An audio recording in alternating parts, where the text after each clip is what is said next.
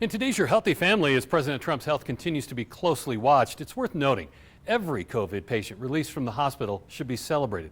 Here in Colorado, UCHealth cites new treatments, experienced medical teams, and access to clinical trials, all for helping them celebrate the discharge of over 2,000 COVID-19 patients since the pandemic began. According to UCHealth, they've cared for almost 30% of COVID patients across Colorado. 1,211 of the now 2,001 patients discharged were from Metro Denver. 456 from northern Colorado hospitals and 334 were treated and released from UCHealth Southern Colorado hospitals. Like Paul Nielsen, who was treated at Memorial North. We shared his COVID story back in August. Dr. Molson, the pulmonologist, said, "Would you be interested in participating in a new study we're starting with the COVID plasma?" And I said, "Yeah, that sounds great." I'm convinced that the convalescent plasma is what saved my life.